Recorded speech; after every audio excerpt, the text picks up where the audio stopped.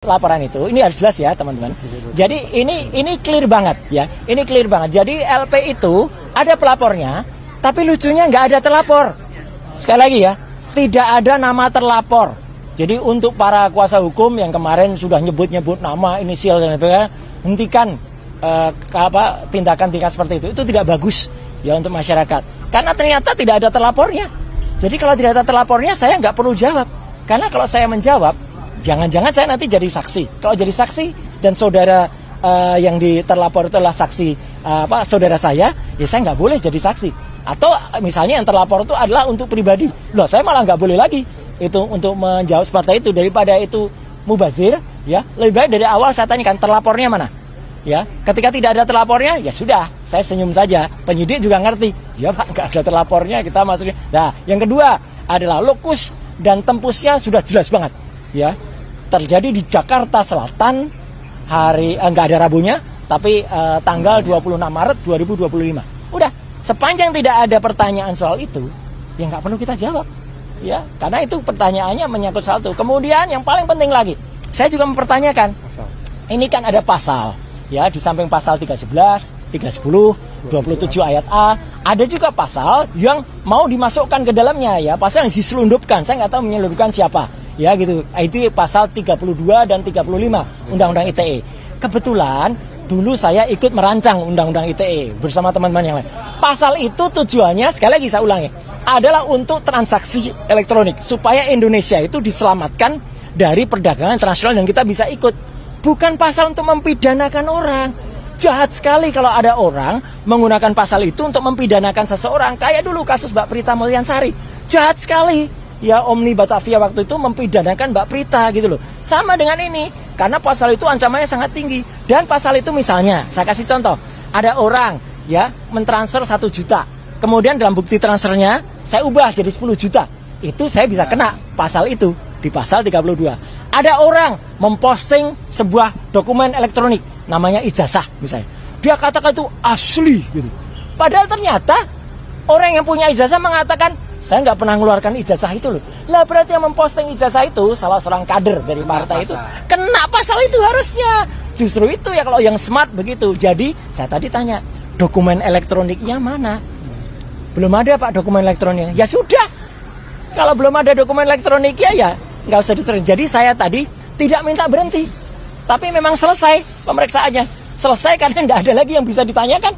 Ya, karena jawaban saya smart, sharp pada pertanyaan-pertanyaan yang harusnya ditanyakan. Dan penyidik sekali lagi anak buah Pak Kapolda dan juga anak buahnya Pak Kapolri menjalani itu dengan baik. Dia juga nggak ngeyel, ya dia tanya, oh iya Pak, baik Pak. Kalau profesional dan malah kita kasih kuliah tadi panjang, ngobrol di dalam bagus sekali dan juga bagus. Jam 12 tadi saya diberi waktu untuk sholat zuhur, makan, sholat, kemudian juga hari ini begitu sudah selesai, ya selesai udah di print clear, semua sudah saya teken, tanda tangan, ya. Dan saya berharap hal yang sama terjadi pada teman-teman yang mungkin ikut diundang, ya. Saya harapkan mereka menjawab dengan sharp and clear and clean dan smart, gitu. Tadi next agenda kira-kira ada di belum ada, karena selesai, karena pemeriksaan saya selesai. Saya tidak minta berhenti atau dihentikan, tidak. Ya, Anda tahu teman-teman, saya alhamdulillah sehat walafiat. Ya gitu jasmani, meskipun rohani saya tadi juga bilang di dalam. Saya rohani agak lihat ini apa nih pasal kok banyak sekali kayak gini. Ya gitu. Jadi kita juga berhak menanyakan loh. Jadi teman-teman, kalau diundang itu jangan seperti tiba-tiba kita dituduh sesuatu yang nggak jelas pasalnya. Pasalnya kita pertanyakan. Kebetulan pasal-pasal itu saya ikut membuat dulu. Saya jelaskan ini loh maksudnya begini. Di naskah akademiknya ini loh. Jadi harus ngerti pasal itu, bukan asal kemudian ada pasal ini dipakai untuk mempidanakan orang. Jangan sampai ya. Jangan kita malah justru memiliki mens rea atau niat kurang baik untuk mempidanakan orang. Hati-hati. Mas Roy, siapa lagi yang diperiksa? Masih ada Dr. Tifa di dalam. Dan moga-moga Dr. Tifa juga sama. Moga-moga bisa smart dan clear dan menjawab. Tapi ya kita berdoa saja. Dan moga-moga kalau ada teman-teman yang lain ya, saya berharap tidak banyak lagi yang harus buat di Prof Eki dipanggil. Ya dipanggil atau bahkan dibikin susah dengan ada laporan yang nggak jelas. Ya. Ini laporannya nggak jelas ini. Laporan kok nggak ada yang terlapor. Sekali lagi loh ya, bohong kalau dikatakan sudah ada terlapornya. Nggak ada. dalam klarifikasi itu belum ada terlapornya. Ya, itu ya saya kira. Oke, terima kasih. Jadi sekali lagi ya, saya jelaskan ada sebuah peristiwa yang dilaporkan oleh pelapor. Apa peristiwanya? Yaitu tanggal 26 Maret di sekitar Karet Kuningan yang tadi itu. Nah, itulah yang didalami. Dari peristiwa yang disampaikan itu ada pidana atau tidak? Gitu. Itu yang didalami. Kayak mereka pamer apa ngasih tahu kalau oh ini jasa dia palsu gitu maksudnya apa gimana? Ini ya.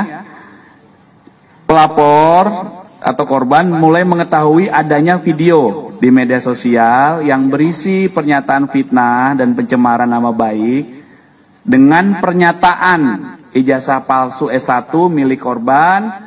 Selanjutnya korban meminta, ini kan kronologis, minta ADC dan kuasa hukum membukukan bukti-bukti dan mengingatkan kepada pihak yang membuat, makanya dicatat ini, yang membuat pernyataan dan konten berisi fitnah dan pencemaran nama baik tersebut, sebagaimana yang dinyatakan di konten tersebut oleh saudara RHS. Itu loh, ini yang didalami peristiwa ini, yang dialami. Korban ini merasa dirugikan, kemudian menjelaskan peristiwa itu kepada penyelidik. Inilah yang didalami, diungkap faktanya. Ini seperti apa faktanya? Ada nggak dugaan tindak pidana di sini? Itu namanya tahap awal penyelidikan. Nanti faktanya apa? Ya itu tergantung dari pengumpulan fakta-fakta oleh tim penyelidik. Nah, jadi paham ya? Jadi itulah sebuah tahapan atau proses yang sedang kami lakukan.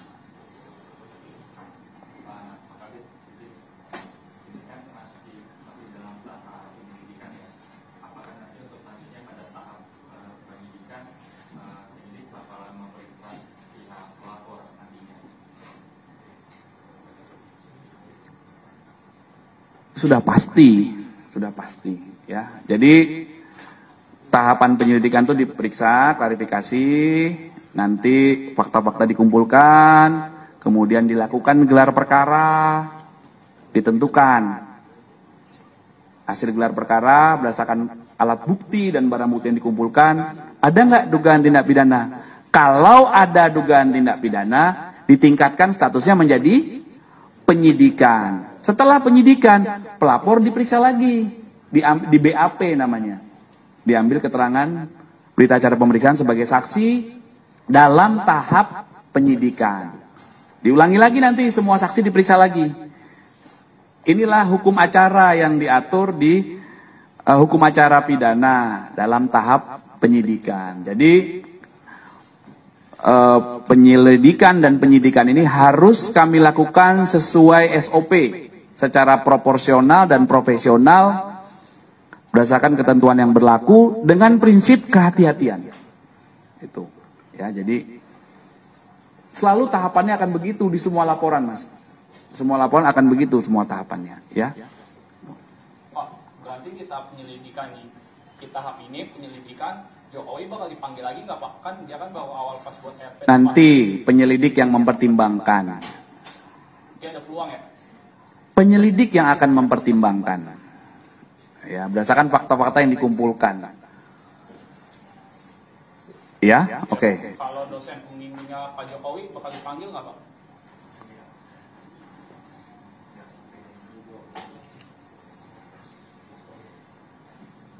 Dosen pembimbingnya.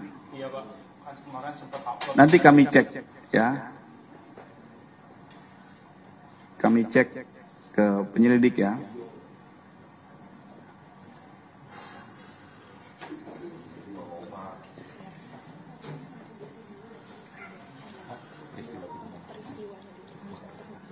Oke.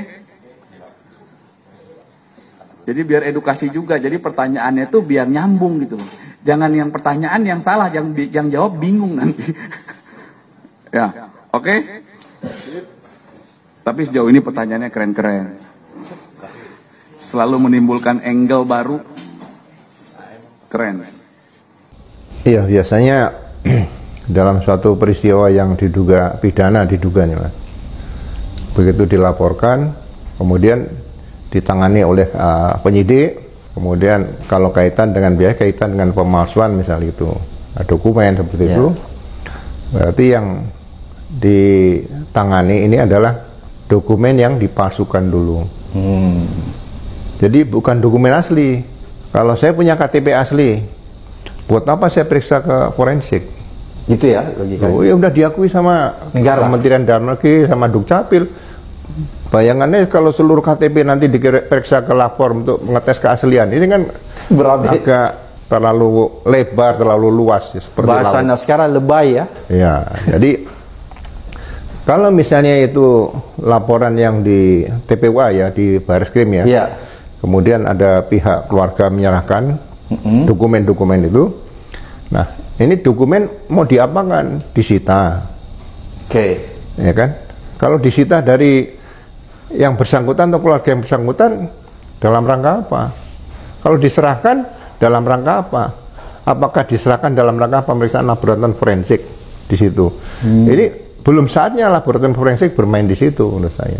Jadi kalau saya menurut kejadian kaitan dengan dugaan ijazah palsu tadi, pasal 263 ayat 1 masih sulit dibuktikan membuat palsu. Tapi kalau ayat 2 sangat mudah dibuktikan. Kenapa? Karena dokumen yang diduga palsu ini, ya katakan entah dokumen asli atau diduga palsu oleh pihak lain misalnya gitu, itu sudah digunakan. Baik di KPUD Solo, di KPUD Jakarta, maupun di KPU Pusat. Nah, di sini seharusnya polisi bisa bertindak demi negara dan bangsa. Polri sebagai aparat negara, ada dugaan dokumen atau ijazah palsu, buat laporan polisi model A, kemudian disita yang di KPU tadi. Kan ini untuk, sekali lagi untuk negara dan bangsa, disita dari 3 titik tadi, KPUD, Solo, Jakarta, dan Pusat. Nah, kemudian setelah disita, dicari dokumen aslinya kalau ada. Itu loh, untuk pembanding. Atau dicari keaslian dokumen yang mendukung bahwa dokumen itu mungkin tidak palsu. Nah, ini kan bisa dijadikan pembanding misalnya gini, disita dari resmi ya, dari angkatan Pak Jokowi waktu itu yang lulus tahun 85, ijazahnya modelnya seperti apa. Bila perlu seluruh satu angkatan yang masih hidup nih bisa disita dari itu sebagai pembanding. Bisa dilakukan oleh Polri gitu? Seharusnya yang dipanggil sebagai saksi ini kawan-kawan satu angkatan dulu. Baru nanti dikembangkan kalau misalnya ikut mapala dan sebagainya, itu kan saksi yang mendukung saja nih. Memang kalau mau dibikin, jadi bukan diserahkan oleh keluarga kepada polisi kemudian dicek lapor. Bukan begitu mekanismenya? Bukan, itu menurut saya kegunaannya untuk apa? Jadi polisi kan bukan alat untuk melegalisir ijazah yang asli. Kemudian kalau kita biasa dulu daftar sekolah dan daftar pekerjaan kan dikopi, kemudian dibawa ke sekolah lagi, dicap, dilegalisir, kan bukan itu. Itu bukan tugas pokok Polri.